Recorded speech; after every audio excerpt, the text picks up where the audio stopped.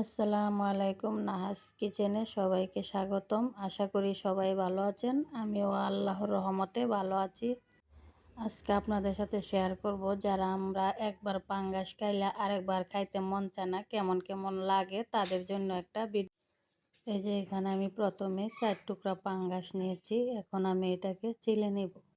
পাঙ্গাস সবাই বাসায় কাটে না, বেশিরভাগ মানুষই বাজার থেকে কেটে আনে। যেরকম আমি বাজার থেকে এভাবে কেটে এনে বাসায় পরে চামড়াগুলো উঠিয়ে নিই। আপনারাও এইভাবে চামড়াগুলো উঠিয়ে নেবেন, তাহলে বোঝাই যাবে না এটা যে পাঙ্গাস। আমি আগেও ধুয়ে নিচ্ছিলাম, এখন আমি আবার ধুয়ে নিচ্ছি। এখন এগুলাকে মশলা দিয়ে মাখিয়ে নিব।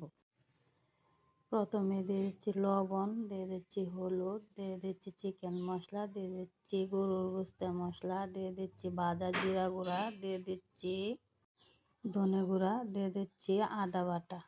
এখন এগুলাকে একসাথে মিক্স করে আমি ডিপ ফ্রিজে রেখে দিব 20 মিনিটের জন্য। এই তো আমি চলে আসলাম 20 মিনিট পর। এখন আমি ডিপ ফ্রিজ থেকে মাছটাকে বের করে নিলাম। 20 মিনিটে মাছটা ভালোভাবে ম্যারিনেট হয়ে গেছে। আমি চুলায় একটা ফ্রাই প্যান বসিয়ে দিলাম। এখন দিয়ে দিলাম তেল। তেলটা গরম হয়ে গেছে। এখন আমি দিয়ে দিব মাছ। একে একে 4 পিস মাছ আমি দিয়ে দিলাম।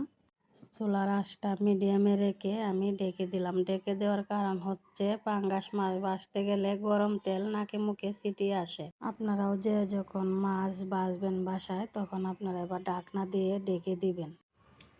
মাছ চুলায় রেখে আমি চলে গেলাম মশলাটা রেডি করার জন্য। মাছটা কষাতে যা যা মশলা লাগবে, একটা বাটিতে অল্প পানি নিয়ে দিয়ে দিচ্ছি স্বাদ মতো লবণ, দিয়ে দিলাম পরিমাণ মতো হলুদ, দিয়ে দিলাম ধনের গুঁড়া, জিরা গুঁড়া, মরিচের গুঁড়া, চিকেন মশলা, গরুর মাংসের মশলা।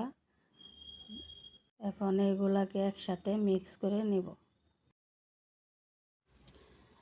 আগে থেকে ধুয়ে কেটে রেখেছি ধনেপাতা, টমেটো, গোটা গোটা কয়েক কোয়া রসুন, আলু, পেঁয়াজ, কাঁচামরিচ।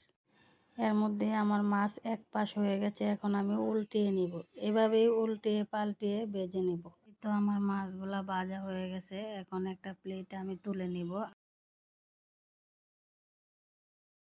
একে ফ্রাই প্যানে দিয়ে দিলাম পরিমাণ মতো তেল, দিয়ে দিলাম একটা তেজপাতা চিড়ে, দিয়ে দিলাম মেথি, দিয়ে দিচ্ছি কালো জিরা। গরম তেলে তেজপাতা, মেথি, কালো জিরা দিলে ভালো একটা ফ্লেভার আসে। এই ফ্লেভারটাই পাঙ্গাসের গন্ধটাকে দূর করে দেয়। আপনারাও যারা এইভাবে পাঙ্গাস মাছ ভুনা করবেন, আপনারা তেজপাতা, মেথি, কালো জিরা ব্যবহার করবেন। পেঁয়াজটাকে একটু তেলের মধ্যে মিশিয়ে নিচ্ছি। নেড়ে চেড়ে কালো জিরা, মেথি এগুলো একসাথে মিক্স করলাম। এই তো আমার পেঁয়াজ বাদামি কালার হয়ে গেছে। এখন দিয়ে দিব মিক্স করা মশলাটা। মশলাটাকে এভাবে নেড়ে চেড়ে আমি কষিয়ে নিব।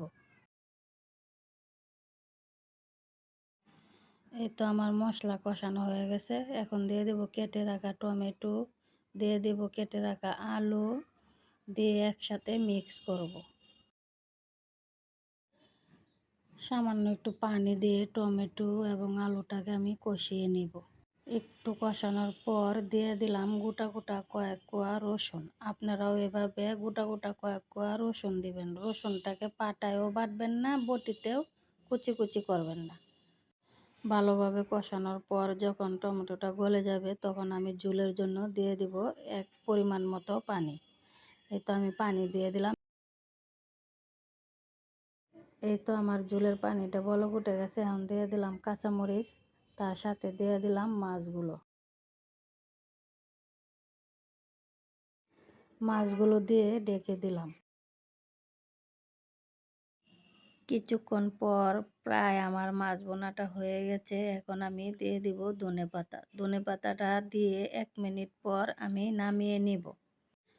রেসিপিটা খুবই সহজ এবং তাড়াতাড়ি হয়ে যায়। আপনারা সবাই বাসায় এভাবে রান্না করবেন আর কমেন্ট করে জানাবেন কেমন হয়েছে।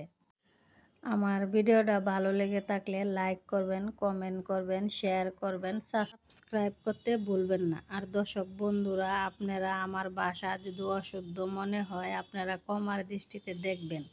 এতদিন আমার এই চ্যানেলে আমার মেয়ে ভয়েস দিত। এখন আমার মেয়ের পড়ার চাপ, তাই আমি ভয়েস দিতেছি। আমার বাসাতে কিছু ভুল হলে আপনারা কিছু মনে করবেন না, আমার পাশে থাকবেন।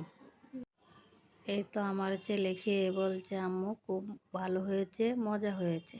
এভাবে পাঙ্গাস বাসায় বোনা করবেন, যার খেতে ইচ্ছা হবে না সেও খেতে চাইবে। ভালো থাকবেন, সুস্থ থাকবেন। আল্লাহ হাফেজ।